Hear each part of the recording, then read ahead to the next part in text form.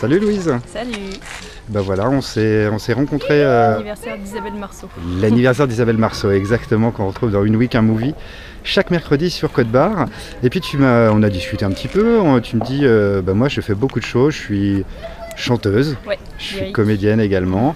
Donc ça t'est venu comment cette passion Alors le chant, c'est venu parce que mon père est musicien, donc à 6 ans il m'a inscrite dans un cours de violon. J'en ai fait 6 ou 7 ans, je me souviens plus très bien, et après j'ai arrêté, j'ai fait 3 ans de piano pour pouvoir continuer à lire la musique, pour pouvoir faire du chant après, parce que le chant lyrique on peut le commencer qu'à partir de 16 ans, parce qu'avant la voix n'est pas mature. Pas assez mature. Voilà, donc du coup j'ai fait 3 ans de piano pour attendre que ma voix mature, et donc après j'ai commencé le chant. Tu t'es déjà produite un petit peu sur scène? Oui, j'ai chanté 4 ans dans le chœur contemporain de Musica 13, qui est un ensemble vocal de musique contemporaine basé à Marseille, mais qui fait des concerts un peu partout en France. Donc là, on a fait des grosses salles, oui, j'ai fait des salles de 1300 places, alors pas moi toute seule, mais non, pas moi toute seule, dans un chœur, mais c'est quand même assez... disons quand on rentre sur scène, on a un peu les chocottes. C'est ça, j'allais dire, c'est pas un peu impressionnant de... Si, ouais.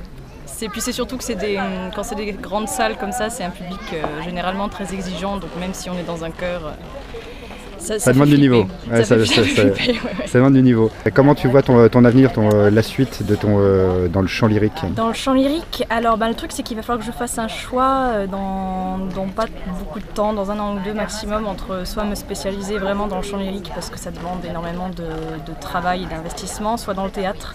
Parce que là jusqu'à présent j'ai réussi à faire les 2 formations parallèlement, mais il y a un moment où il va falloir choisir. Il faut faire des choix. Voilà, je commence à avoir de la pression de la part de mes profs et de chant et de théâtre en me disant bon là... Et t'as déjà fait ton choix ou pas? Tu sais un petit peu... Alors moi je suis plutôt pour faire du théâtre. Maintenant si je peux... Il faut voir comment ça marche, mais si je peux aménager de continuer de faire du chant. Après ça dépend. En fait si je veux devenir soliste, oui il va falloir que j'arrête le théâtre. La comédie justement, est-ce que tu t'es produite également sur de la comédie, oui. Du théâtre? Du théâtre, oui.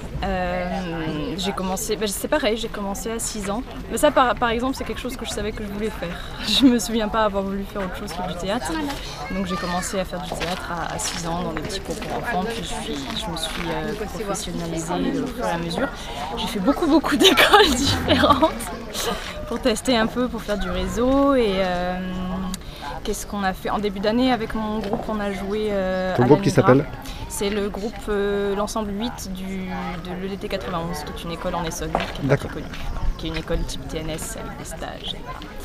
Et on s'est produit, on a été engagé par une metteuse en scène qui nous avait fait un stage en juin dernier. On a monté Henri VI de Shakespeare en coupant beaucoup parce que c'est une pièce énorme. Ouais. Et on a monté ça à la Nigra, à Arcueil. C'est quoi tes projets, hormis choisir si tu vas être soliste ou comédienne? Là, j'ai encore l'âge de passer les concours des écoles nationales, donc j'aimerais beaucoup intégrer le conservatoire en particulier. Et puis je pense que je vais passer la RADA l'année prochaine, qui est la Royal Academy of Dramatic Arts. J'allais poser la question, la RADA. Voilà, okay. La RADA. Parce que j'ai la chance de parler très bien anglais et que j'aimerais bien, je trouve que c'est intéressant de se confronter à une autre langue quand on travaille. Bien sûr. Parce que là du coup on n'a plus de repères du tout. Donc je vais, oui, je pense que je vais repasser les concours d'art dramatique l'année prochaine et puis commencer à chercher du travail peut-être un petit peu plus sérieusement parce que l'école c'est bien, mais c'est bien quand ça s'arrête. Voilà, il faut travailler un peu aussi après. Dans tous les cas, on suivra ton actualité. Voilà, on suivra. Beaucoup. Et puis on te retrouvera bientôt, on se baladera comme ça encore dans les parcs pour que tu nous racontes ton actualité et comment tu évolues dans ce métier. Tout à fait. Et je pense que tu as une carrière très prometteuse. J'espère bien.